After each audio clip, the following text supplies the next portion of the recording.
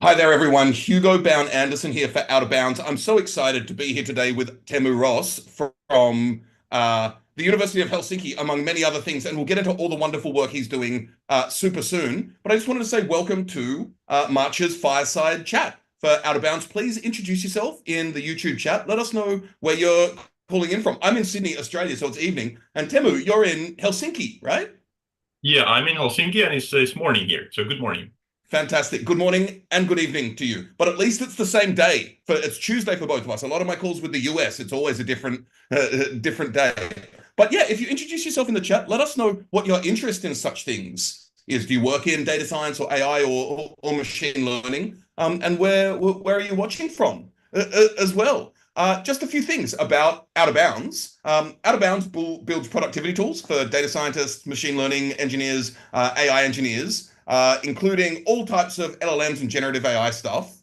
Out of Bounds works on infrastructure tools for data scientists, and essentially what we want to do is allow you to focus on building models and building systems and doing science while having easy access to infrastructural layers such as compute, orchestration, versioning, all the wonderful things. When I build AI systems, I don't want to be messing around with Kubernetes clusters myself. And they also work on an open source package called Metaflow, which I'll link to in the chat here, which they built when they were at Netflix. So check it out, and if you like this type of thing, please do give it a star. The obligatory, if you enjoy these things, please give a like and subscribe and share with friends.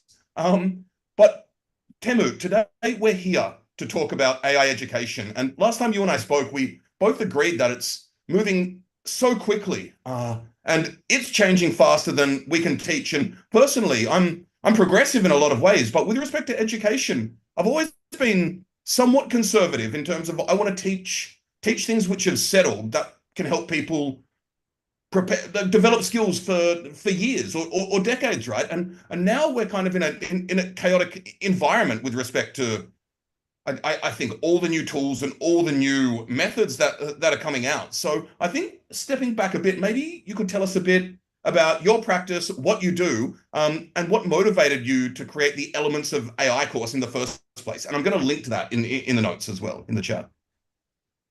Yeah, sure. I completely agree with what you said that it's a kind of a paradox or dilemma that things are moving fast and we don't want to be in a place where we would educate people about things and teach and train people to do things that are going to be outdated very soon.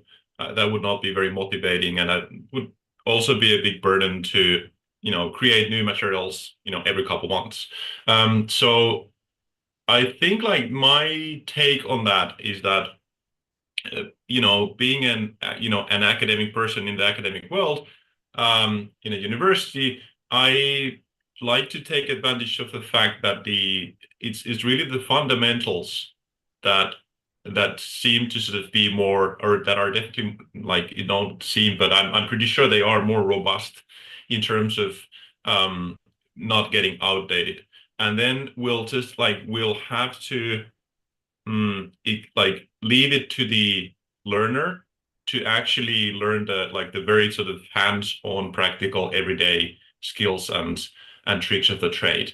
And of course there's other, like, I don't like sort of have any illusion of being able to cover everything in education, so I'll sort of happily leave that to other actors. Like, people make great YouTube videos about a bunch of things. So I'm Mm. completely happy sort of having a sort of transition from, let's say, more academic content or like courses and things like that, on the more fundamental building blocks and ideas and concepts and, thinking tools, and then other people sort of picking it up from there and creating these hands-on practical things for the tool that came out last week.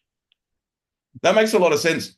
And I love your point about, we want to create things which can last longer. I do, and I mean that was part of my point as well. I haven't thought about this a lot, but I have, I spent a lot of time over the years building curriculum and hundreds of hours for individual courses and that type of stuff. And with the way things are moving, I do wonder whether there's room for sort of elastic curriculum generation where like you generate something, you don't go 100% with it to make it the bare, whatever. You spin up something in a couple of days, it lasts 6 months, then you move on to the next thing or something along those lines. But I suppose that's future music. I am interested in the elements of AI, what you cover in it and what motivated it. What gap were you seeing in what people were learning, and what gap were you trying to fill there? Yeah, so the story started in about 20, oh, well, it started in 2017 when I had experience for some time then already some lack of knowledge, or let me put it other way around. It's like too much knowledge, but not the kind of maybe from my point of view the most reliable knowledge or useful knowledge about AI. So there was a lot of misinformation, misconceptions, misunderstandings about what AI is all about, and like that was a frustration from many points of view. I was teaching introductory courses in AI at the university, and I even had to spend a full lecture dispelling some misconceptions or like expectations management about Mm, what AI is. And then I had heard similar experiences in the industry where people were selling or offering services to build AI systems or data science systems. And they had to do also similarly a lot of sort of expectations management to their customers and clients. So that was the starting point, and we sort of felt that it'd be sort of generally very good if people like everyone all around in the society and at workplaces knew just like the basic concepts of AI a little bit better, and so that they wouldn't have to rely on science fiction or marketing communications or whatnot. And that's where we sort of we were very motivated to do that, and then we joined forces with an edtech company called MinaLearn. Or well, they weren't called that at that point. They were a part of Reactor, an IT consultancy here in Helsinki, and then they spun out at some point from there to do more edtech. And so they were great in sort of offering that insight into the industry, into the business, AI business, data science, and software in general. And they had also like great ideas about how to make it easy to get started, how to make it sort of mm, like sort of to make it bite size. Like you can sort of like study on the bus drive to work on your cell phone. mm. Then you could sort of put it away and then get back to it on the way back home or something like that.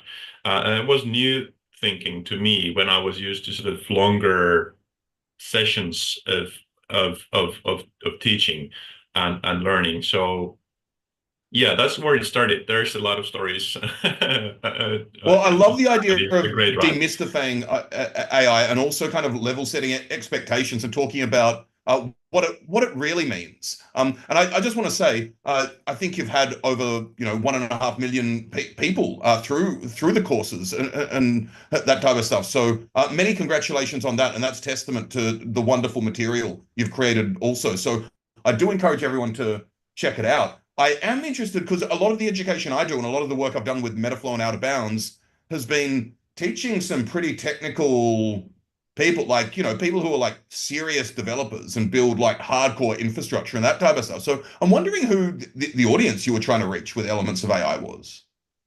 Yeah, that's also an interesting question. We thought about that for a while, and then we thought that okay, well, and this is again coming from the team members who'd been working on service design and things like that. They say they had a sort of a really nice way to say that oh, since we don't know who would be likely interested, we'll just figure it out. We'll ask people. So they went around, did a sort of a smallish survey about who would be interested in a course on AI, just like a basic, very sort of crash course or basics of AI course. And they found out that the answer is everyone. Mm, So we felt, okay, well, we'll do it. We'll do it for everyone. The only thing we thought was that since it's going to be non-technical, so there's like hardly any maths there. There's one chapter with maths, and I can, There's Python as well, isn't there? well, there is another course now. That's the building AI follow-up course, and that has Python in it. But Yeah, the exactly. Because you basic have part, introduction to AI, building AI, and yes, bring AI learning to your organization for companies, right? yes. So the basic course that we started in sort of working on in 2017 and launched in 2018, it has no maths, no programming. And so we thought that, okay, well, this is going to be not the best way to learn things for those who know programming. So we started sort of, it sounded a little bit awkward, an idea to create an AI course for non-technical people or people who are not interested in AI. That's the way you form. Wonderful. We'll Wonderful. make a course for people who are not AI people Mm. yet. Because I don't like this idea when people say that, okay, I'm not a math person. I like to say that I'm not an AI person is the new I'm not a math person. No. And I always feel uneasy about that because it's sort of, if you say something like that out loud, you're kind of locking some skills from yourself that you Yeah, could and to be clear, actually learn and you this is could a sort of large scale have. societal problem as well. Like we Yeah. tell children that they choose math, they choose to be STEM, or they choose to be creative, or that type of stuff. Like when people get Yeah. older, we become aware that we're interdisciplinary, but we're put in boxes at pretty early ages, right? That's right, yeah, and I don't like that. So Me we neither. wanted to sort of break some of those boxes and tell people that really, if you've always thought that AI is not your thing, well, this course hopefully will change that. And that was the sort of ambition that we had, and it's worked out because we've asked people what they do for a living or what they've studied before, and it's all over the place. There's like, it's not like the usual suspects. It's not like the maths or the programming enthusiasts. Of course, it kind of was a surprise how many programming, programmers or software industry people actually said that they did like the course. We didn't kind of cater them intentionally, but they've also said that there are some sort of complementary views because I've been trained as a computer scientist. I'm a programmer, so I've only sort of had to learn to appreciate other angles towards Mm. things than sort of this like engineering mindset during my career and then sort of as I've gone. And I found it really interesting and enriching. And that's why I guess like that sort of comes through in the course that I've sort of included those. And it seems to be that it's even though we didn't design it for technical people, it actually works also for technical people because it offers some new viewpoints for them.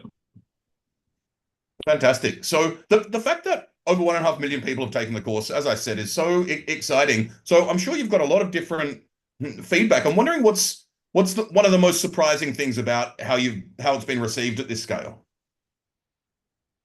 Oh, okay. So I can't maybe come up with a really cool one from the top of my head. I'll just say the one that I heard the latest was that we did a survey just recently about people like to people that like how they've what they got out of it. And when then somebody pointed out from that survey that there was a person who answered that the best thing in the course was that they can use the Bayes theorem now to analyze their spouse's imaginary health conditions. Wow. Super Meaning interesting. that, meaning that maybe somebody has because there's a section there where it's where you analyze the case where you get a positive test result from a medical test Mm. suggesting that you might have a condition. And then you analyze like what is the false positive, false negative probability, sensitivity, specificity. I think we've all heard these terms during the pandemic. Um, and it shows that in many cases it's still very unlikely that it actually have the condition because if the condition is so rare, it's more likely that it's a false positive than an actual case. Exactly. So It's a case of the base rate fallacy, actually, right? That's exactly the thing, base rate fallacy, and that is taught there, Mm, and that's kind of one of the things that I like. Maybe an example of the type of thing that we started off with is like more robust, sort of long-term fundamental things being taught, rather than the daily fat new technique or tool. Base rule, what is it, like 1700s mm. something? That's the time scale, and I don't think that the base rule is going to change um, very soon, or actually ever, right? So that's something. It's very safe to teach that in terms of if you're wondering about things getting outdated, it will not get outdated, and still, it's not just like a mathematical curiosity. I mean, that's that, of course. Like it's really cool that maths works the way it does. That's also something to appreciate. It doesn't always have to be like, what do I need in my work? It could be just the satisfaction of learning something cool. And maths and probably every field is full of that. But then, the base rate fallacy, how during the pandemic, I was sort of actually reading in the paper and people wondering about, well, what does it mean that I get a positive test result? How likely it is, and so on and so forth.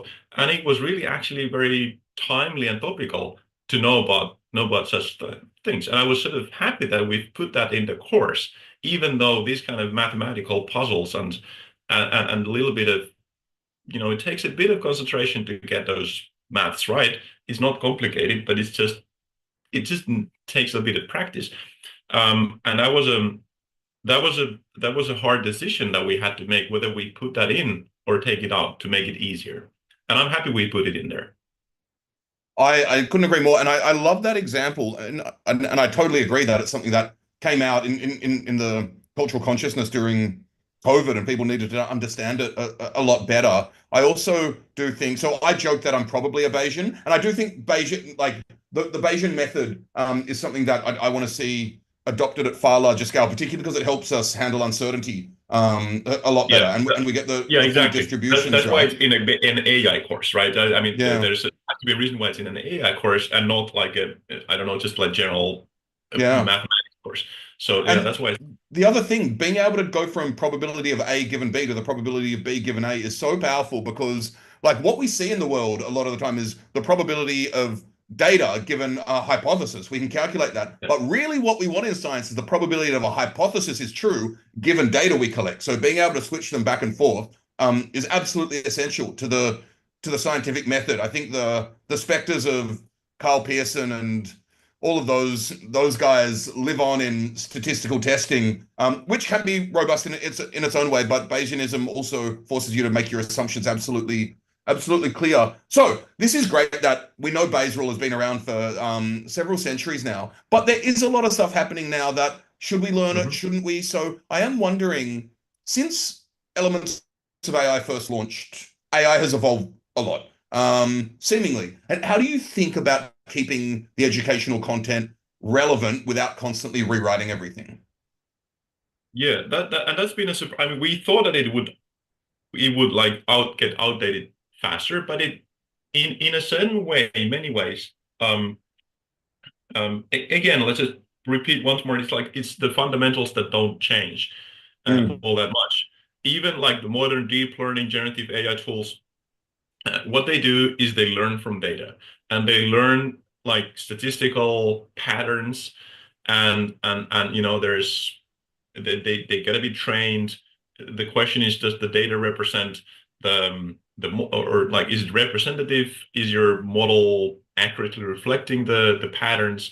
And that doesn't change, even if it's like if you go from a nearest neighbor classifier or linear regression. Again, I guess that's also like early 1800s kind of technology, if you will, to deep learning. It doesn't like the fundamentals don't change. We have done some extension or updates regarding generative AI, obviously, but not much. It's been sort of, I would say 95% of the course is in the state that it was on day one.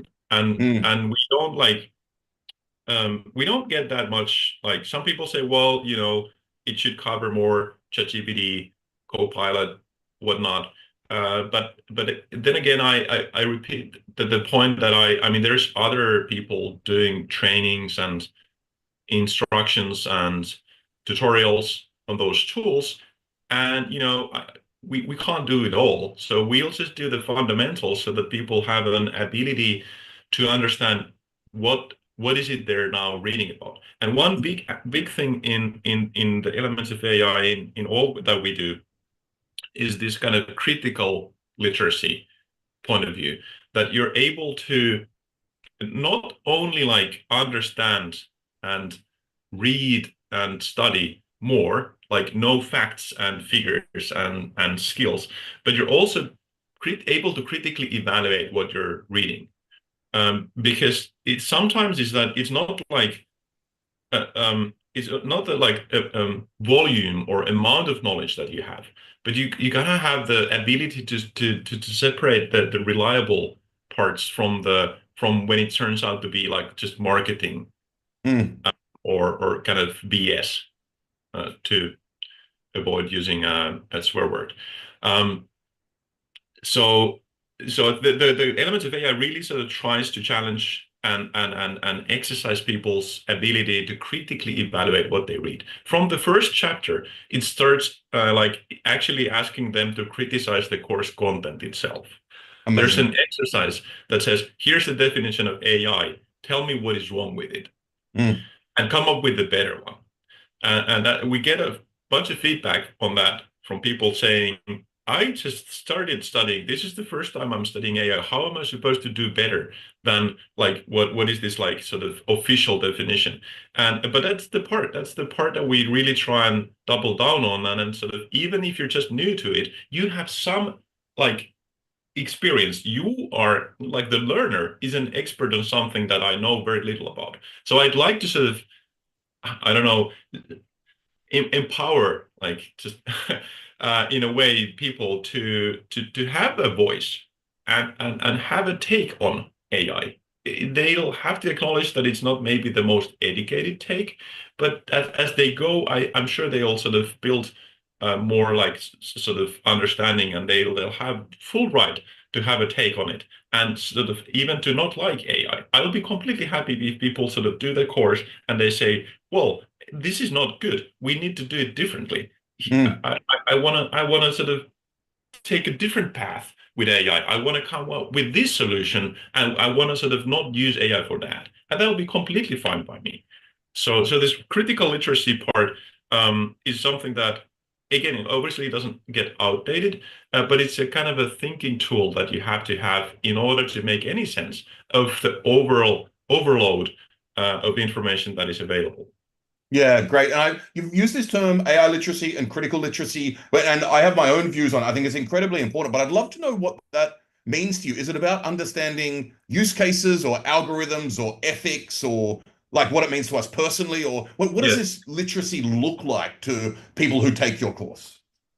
Yeah, I think like I've now come to think of it sort of, maybe it is reflected to some extent, or to a large extent actually, in the elements of AI, but I haven't sort of been realizing this like in sort of formal conceptual frameworks up till now. But recently I've been studying, like, or hearing and learning from people who've done education science, or have been sort of involved in such initiatives for their full career. I'm just an amateur as an educator, I have to say. Like, I think I've learned as I go. As I said, I'm a computer scientist, right?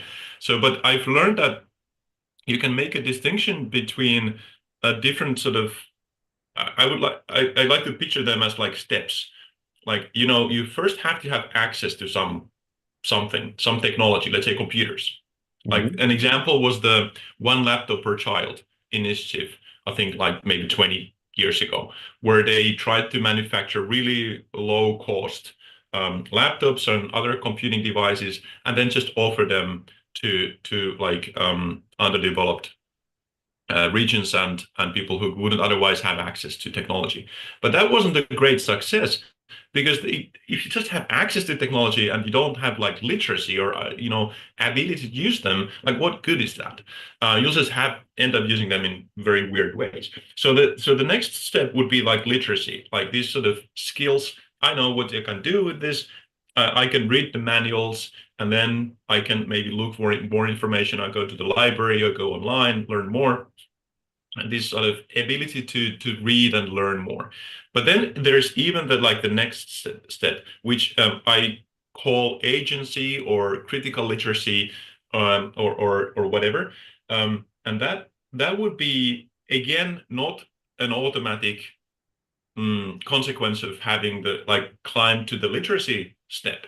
You have to make an extra effort also as an educator to help people gain the next level of this critical literacy where they're able to evaluate what is it they're reading. So they're not just like consumers, they're not just like users who are like pushed, okay, now use this technology, okay, I'll take it, I can learn it, and I can use it, but they're also sort of evaluating, oh, I don't actually like that, or I envision a different thing. I want to make a change in how these tools work or what they're being used for.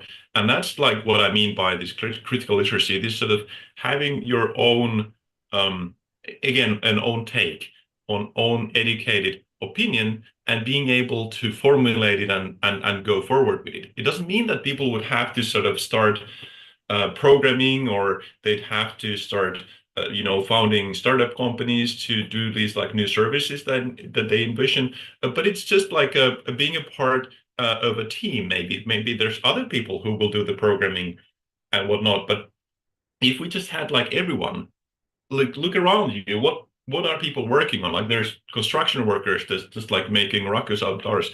I hope it's not like coming through, but I can't hear a thing. Or yeah, or the bus drivers and the teachers, the doctors, they should have these like critical literacy and say, well, now in my work, I experience this type of frustration.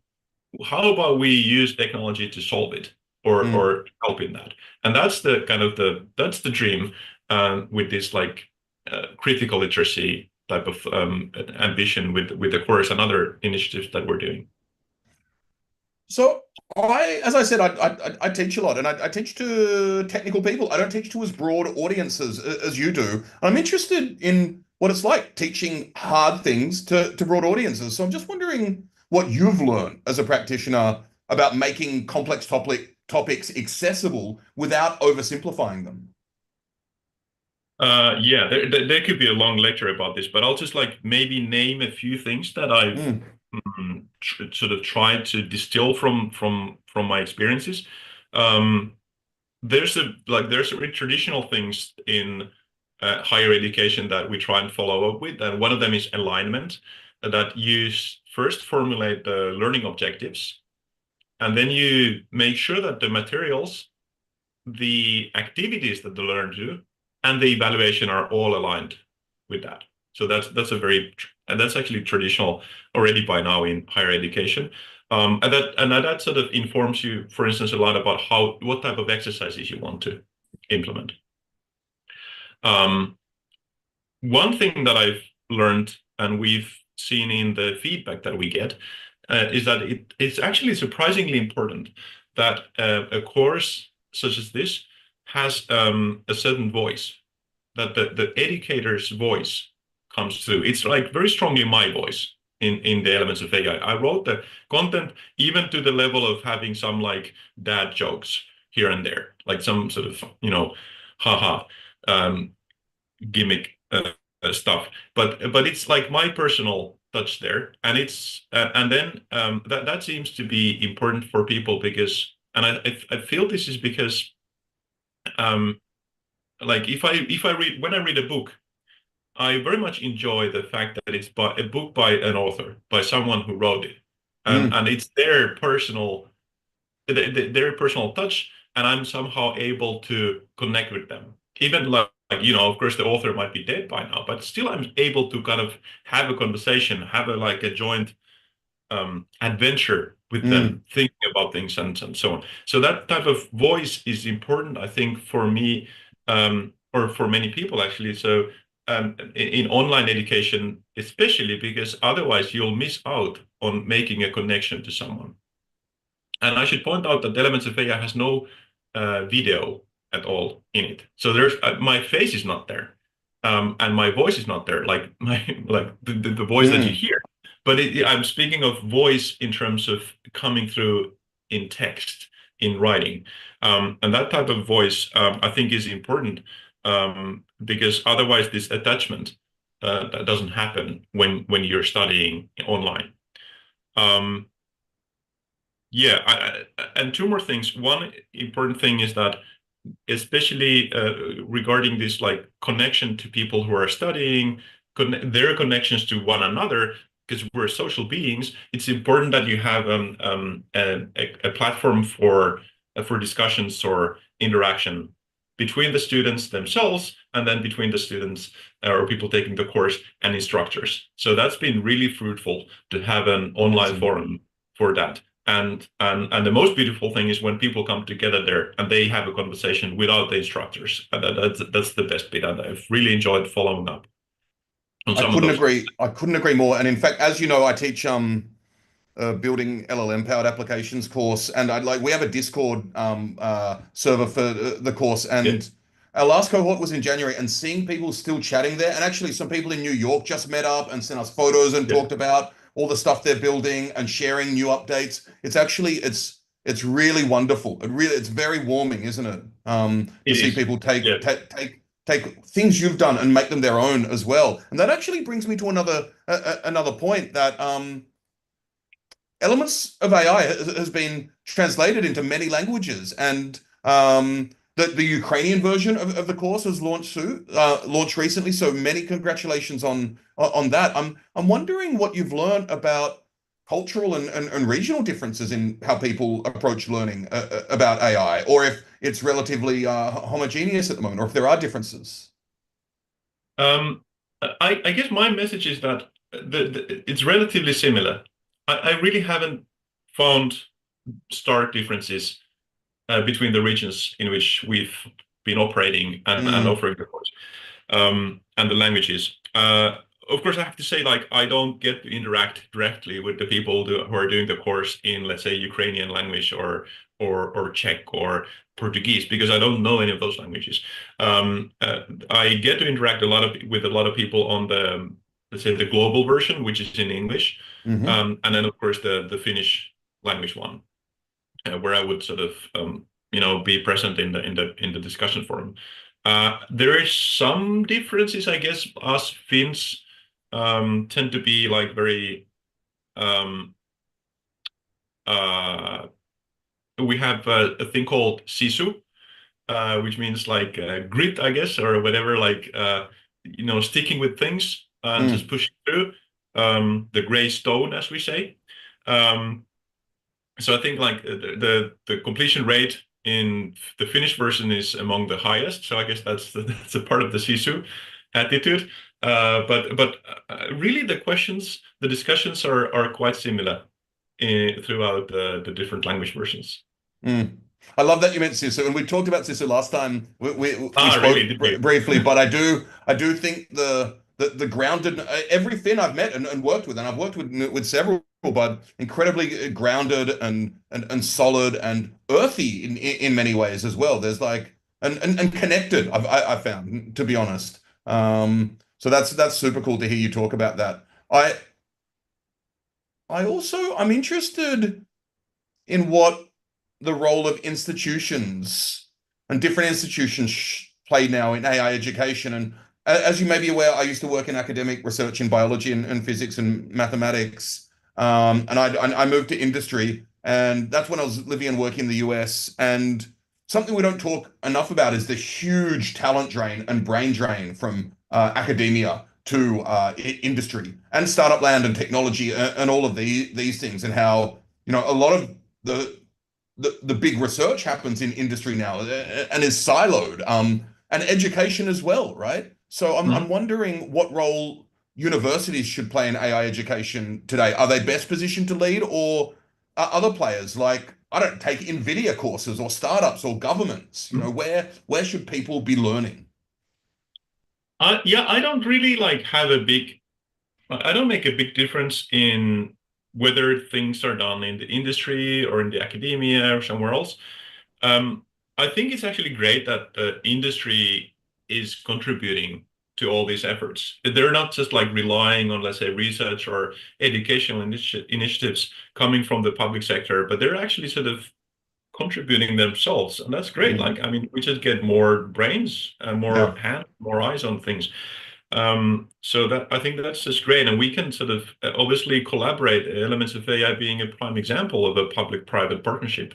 Mm. So it's been fully done in both like from within the industry and academic contributions and joint work. So I just think it's great. Um, it seems that academic institutions definitely have a role, an important role in everything because I guess we can afford a little bit longer time span Mhm. and not sort of we're not like driven by the let's say the easy easy cash out there, and so we can sort of we can think differently. We have the liberty of taking a different point of view or a longer time range. But I think it's not like it's not contradictory to what the industry is striving for. As I said in the beginning, with Minalearn, we really struck a chord from day one. Like they also felt that they'll just do this. They didn't like have any sort of commercial sort of incentive to begin with. They just felt that okay, the environment in which they operate would benefit from people having better understanding of the basics of AI. So we'll try and do that. And of course it didn't like it was as beneficial to all other IT companies in Finland and elsewhere as it was to them. So they didn't like do it for to gain a competitive advantage. Of course they, get publicity and, good karma if you if you like. But I guess it's just like many times it's not a big difference between the two sides of the coin, I say. Yeah, I agree for the most part. I do think depending where in industry, there are different incentives at play, right? Yeah. So if a chip manufacturer is creating educational stuff, they're probably wanting you to, in the end, use large scale compute, right? There Yes. are incentives there and that type of stuff. I am also interested in your work, just the path from, I suppose, from understanding to application. So to make that a bit more concrete, I'm wondering if you think AI education today actually helps people do things with AI, or is it still Mhm. too abstract for most learners? I think for most learners, um, well, I guess there's gonna be now two answers to this question: pre and a pre-generative AI, and then the generative AI answer, or age answer. Um, Pre-generative AI, I would have definitely said that most learners will not be able to do anything really, or much with AI in terms of creating new solutions and offering them to others, except by working in teams.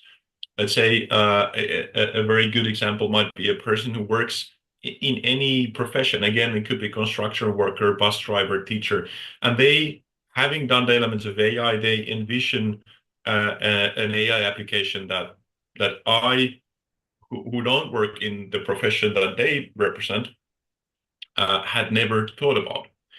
And then they envision that, they come up with an idea, and then they just put forward that idea.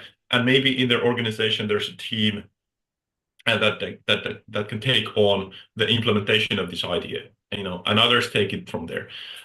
So that definitely would be something I see in by way of sort of creating and applying AI. That would be the way people contribute, come up with ideas, right? But they have to understand what you can do or what you can't do, so that this like they can sort of manage their expectations properly. But now with generative AI, of course, it's changed quite a bit because it's so easy to apply these tools because it's just natural language. You just like have a chat with these systems and then get something done. Um, and I think like that, I still, I suppose I have my thinking hat on that one, like how how should we support people to better take generative AI tools in use in their work and maybe come up with new processes at work where they Yeah. can be beneficially used without like messing up and bumping into a wall in terms of some issues that they still have. Absolutely. So we've talked a lot about elements of AI, but there's another really exciting project you work on called Generation AI, Yeah. which is focused on younger people and parents and educators. So I'd love it if you could tell us what prompted this and what the goals are with Generation AI. And I'll link to it in the chat as well. Yeah, cool. Yeah, that's a really nice project. I'm at least as excited about that as the elements of AI. It's a newer project. It started 3 years ago, and it's going to run for another 3 years. We have funding from the Strategic Research Council in Finland, and it's a consortium project. So I'm like just like leading one work package in it, and University of Eastern Finland is the kind of the headquarters of the whole consortium. Um, so we work with schools, with teachers, and with pupils, like elementary school kids, even preschools are involved. And we try and sort of take take AI, not in terms of, again, applications and tools as such, because it's probably too early for elementary school kids, definitely for preschool kids.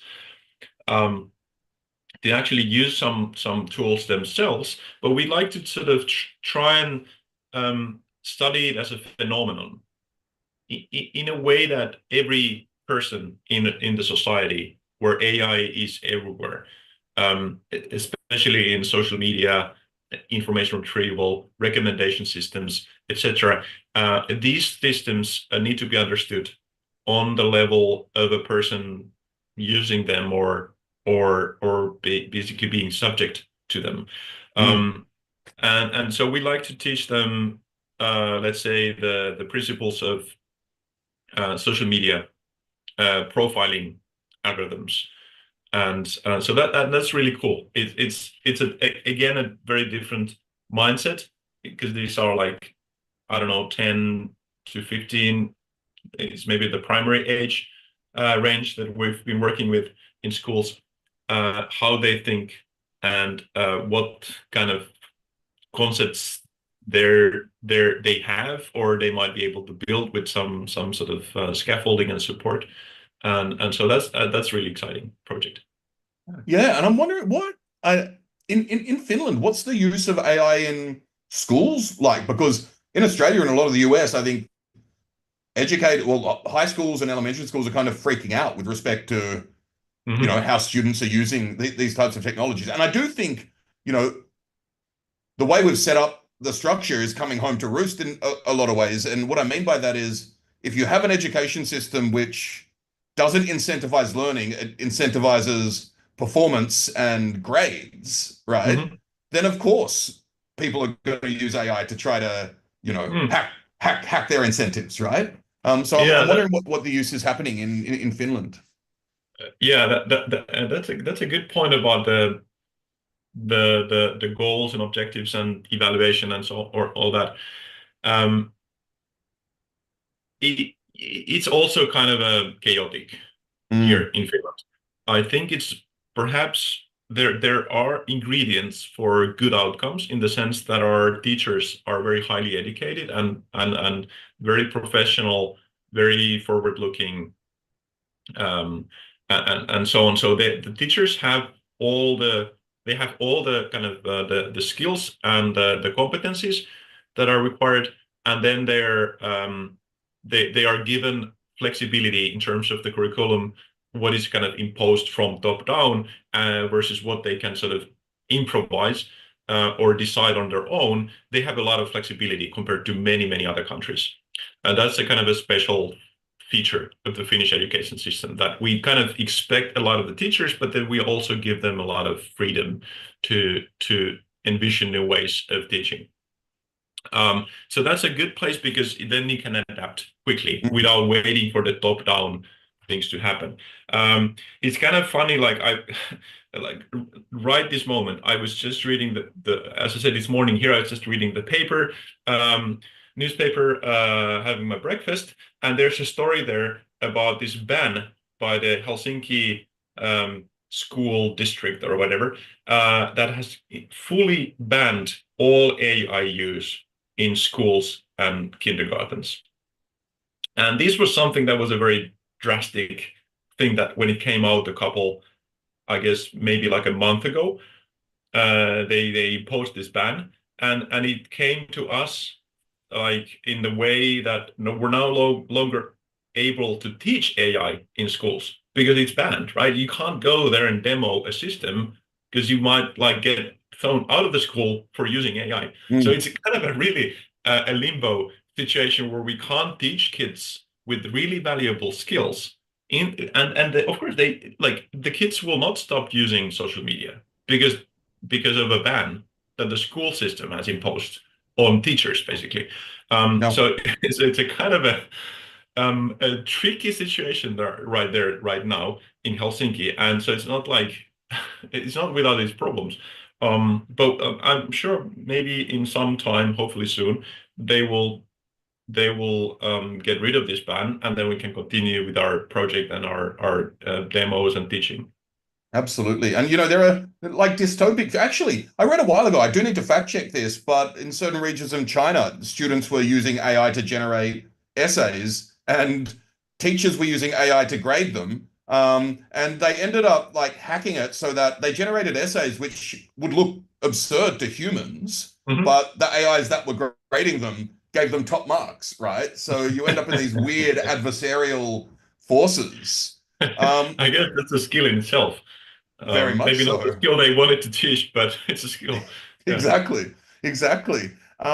But something I'm hearing is we want to make AI as accessible as email or the internet or something like that, right? We want it to be a general purpose technology that everyone can leverage to better themselves and their local societies. Mhm. Sure. And I see a lot of so if you sort of go and read some history on like what how people reacted to calculators, like Mm, pocket calculators, they can, do maths. The reactions were it's like surprising how similar they were to interesting. the reactions to generative AI now. People were saying, oh, people will become dumb. People will, brain will just like, de-evolve and will, turn back the dial in terms of our thinking skills. Mm, It was all said then, it's all being said now. And I think there's a lot to learn from like uh, from history and from, let's say, some sort of social science or science and technology studies in terms of how they've conceptualized people's reactions to technological development.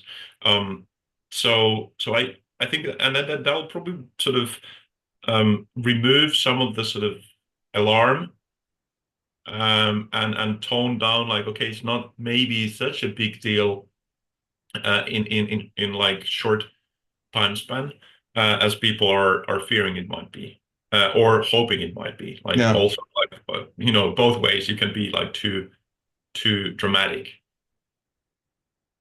totally. So looking ahead, I'm wondering, what's missing in the AI education landscape today that you would really like to see someone build? Um, well, I guess like obviously elements of AI and generative AI, generation AI, and projects they were like offering, bits and pieces that fit in the puzzle, but we need just like more. Like we need to do more of this. Like we need to um um offer more of these sort of long-lasting fundamental knowledge and then also like encourage people to take it and study it because there's a huge gap. It has to be said that even the elements of AI, if we ask people, like, let's say, is this your first MOOC online course? have you done some of them before? I mean, we have a fair share of people for whom this is the first online course they've taken, and we're very proud of that. But still, a majority is the people who just like do them, like just like keep doing them more and more. And I think there's a gap that there's a risk of sort of widening the gap of people who just like actively educate themselves and continually learn more, and then people who are like not doing that. So I think that there's a need. This is not only, of course, about AI, but maybe AI sort of evolving fast and being very widely deployed in the world. Maybe there's more need on that kind of things than before, at least. So I guess more of it definitely is the answer. What specific things might be missing? I don't know. We've been thinking indeed about like generative AI, how to teach more about those systems. Not again this like tutorial style, like okay, prompt engineering type of things. I think other people, I'll happily leave that. There are enough people doing that, yeah. But more or least like fundamentals. Like we've been thinking exactly like terms of Markov chains as the basic concept that you go, okay, you first look at the first order Markov chain. After this letter or this word, what is the most probable word, statistically speaking? Like just like looking at one letter at a time, like one letter or one word history or context. And then, that kind of nonsense or bullshit generator that you can generate that sort of looks like if you really quickly look at it, it looks like, English or Finnish, whatever. But it's complete nonsense. And then you kind of go on, okay, well, what if I take 2 words context? How much better would the model become? 3 words context, 4. And that's still simply like just memorizing counts and frequencies. And you can still like simulate how like language emerges, or at least the surface structure of language emerges from that. And then sort of saying, well, okay, if you continue that and if you apply more advanced learning algorithms to cope with the limited sample sizes that you use for training, how does the let's say GPT type model eventually come from that? And then just understanding that the basic mechanisms there, and then sort of trying to sort of complement them with further bells and whistles and so on of these systems. That's one thing we've been thinking of, just a concrete like thing, how to teach maybe kids to understand that too. Super cool. If So anyone has ideas how to do that, I'm all ears. fantastic. And people can connect with you on LinkedIn or something like that. Is that Sure, that'll work. best place? Yeah, great. Yes. So we're gonna have to wrap up in a minute, but I would love to know, just on a personal level, as an educator and a researcher, what's something you've changed your mind about over the years when it comes to teaching AI? What have I changed my mind about?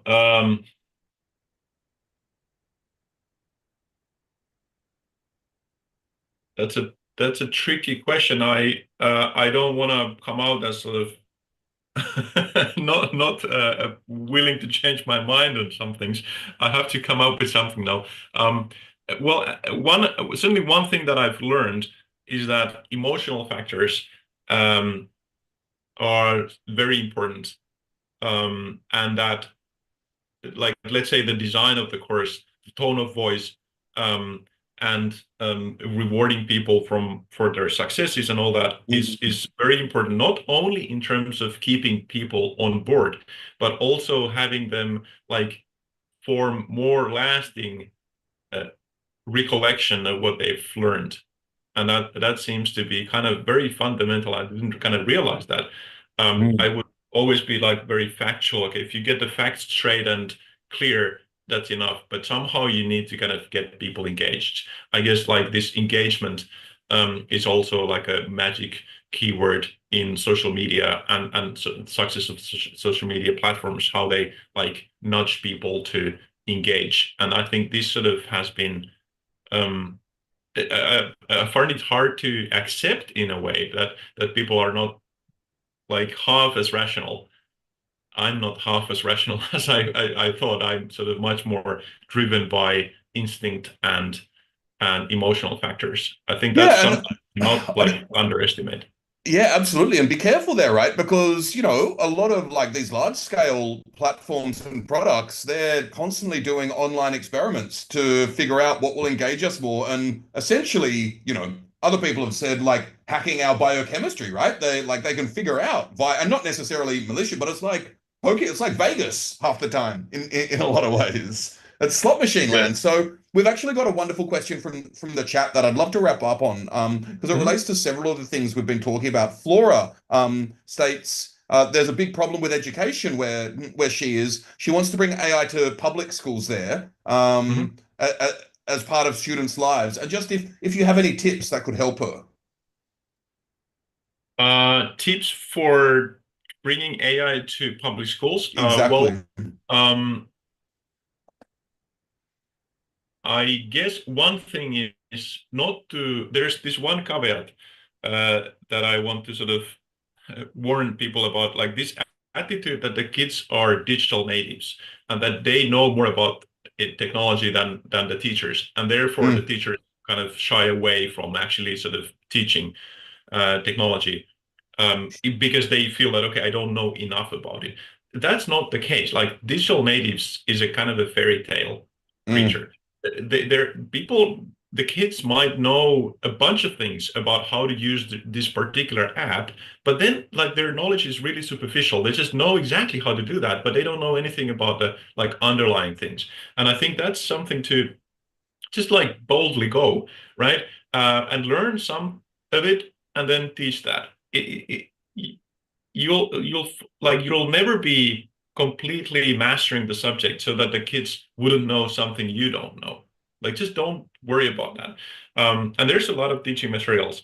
We're creating teaching materials on the Generation AI project website. You can find some of them. We're translating them into English and other languages as we go. But we're trying to offer these materials. There's other materials in various places. You can just like go there, take some of them on, and then just do like a workshop with the kids and at schools, if that's allowed by your curriculum, by your school system. I hope it does, and I hope eventually it will everywhere. So just yeah, that's not very maybe not a very concrete thing, but just like to say that don't worry about the kids knowing too much of the technology and the teachers knowing too little. It's not the case. yeah, absolutely. And see what you can learn from them and what they can learn from you and what they're thinking about or Exactly. what their interests There's are. both ways.